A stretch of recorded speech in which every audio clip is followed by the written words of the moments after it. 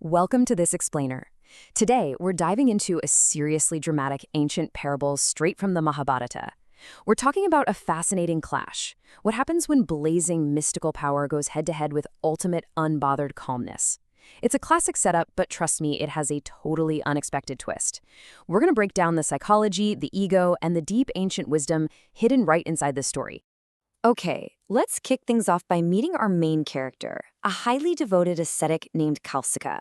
The text tells us Kausika is a guy with incredible spiritual energy. He's spent his entire life studying the Vedas, racking up immense mystical wealth. But, well, there's a massive catch. His spiritual energy is off the charts, but his ego is incredibly fragile. So fragile, in fact, that his anger is literally as deadly as fire. So what actually happens when immense power meets uncontrollable anger? Let's find out. Part 1. The Ascetic and the Crane. To really understand Kausika, we need to look at the inciting incident that shows just how dangerously volatile he is, and notice the sheer speed at which things escalate here. Kausika is sitting at the foot of a tree, spending hours in deep, focused study. Suddenly, a crane up in the branches befouls him. Basically, his meditation is rudely interrupted, to put it mildly, and this takes seconds. Kausika's reaction? He shoots an instant, furious glance at the bird. He literally weaponizes his rage, and the crane just drops dead. But almost as quickly as he kills it, this profound remorse sets in. Within minutes, he's lamenting, realizing he's just committed a terrible deed driven entirely by anger and malice. Part 2. The Unbothered Housewife.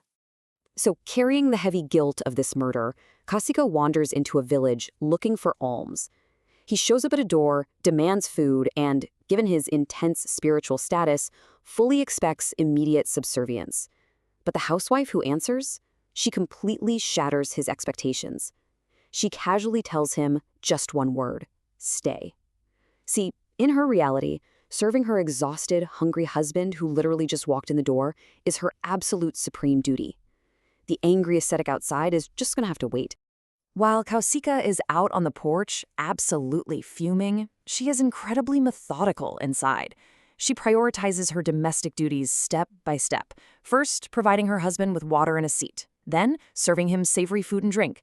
She even eats his leftovers, known as orts, which shows this total dedication to her domestic role.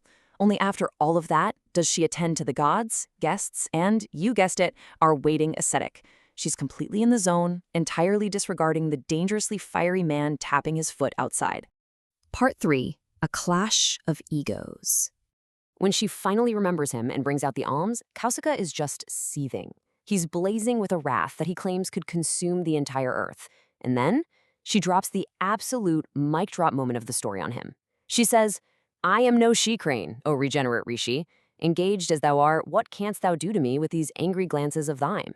She knows about the bird. Somehow, she mysteriously knows about the dead crane. In one single sentence, she completely neutralizes his intimidation tactics and proves she has this incredible, quiet intuition. Part 4. What makes a true Brahmana?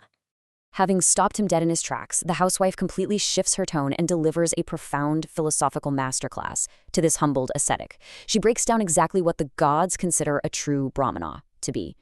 And look at what's missing here. Shooting deadly fire from your eyes isn't on the list. She explains that true power isn't about destructive magic. It's about casting off anger and passion. It's always speaking the truth, never returning an injury, keeping complete control over your senses, and looking upon everyone equally. She is systematically dismantling his ego right there on her doorstep. This all culminates in a really profound realization.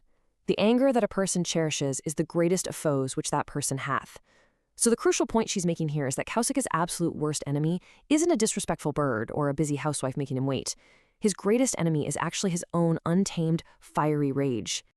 Part 5. The Secret to Eternal Virtue. Now, you might be wondering, how does a supposedly ordinary housewife grasp spiritual concepts that have completely eluded this dedicated ascetic for his entire life? Well, she explains that true virtue is incredibly subtle. Yes, it's heavily dependent on ancient scriptures, the Shruti, but she simplifies it beautifully. Fundamentally, she says, virtue is based on truth and honesty. It isn't just about complex rituals. It practically manifests as simple, unwavering truth and dutiful action. This dynamic perfectly contrasts Kausika's flaw with the housewife's strength. Think about it. Kausika possesses immense mystical energy, but he completely lacks emotional control. The housewife, on the other hand, fulfills her everyday, mundane duties with complete devotion and zero ego. She proves that she achieves a much higher spiritual status through humble, daily devotion than he ever did through his intense, isolated study. Then she delivers her final lesson. She bluntly tells Kausika that despite all his years of reading and studying, he doesn't actually know what virtue is in reality. So she gives him some homework. She instructs him to travel to the city of Mithila to learn from a fowler, a working-class meat handler. She tells him this fowler is a truthful man who serves his parents and has complete control over his senses. Kausika, now totally stripped of his ego and with his anger completely subsided, thanks the housewife for her incredible reproofs. He realizes her words are the absolute truth, and he sets off on this new quest. Which leaves us with one final, pretty remarkable question. What could a simple, working-class meat handler possibly teach an incredibly powerful ascetic about the highest virtue? It forces us to ask ourselves where true wisdom really lives. Is it hidden away in isolated forests, or is it right in the middle of our everyday lives?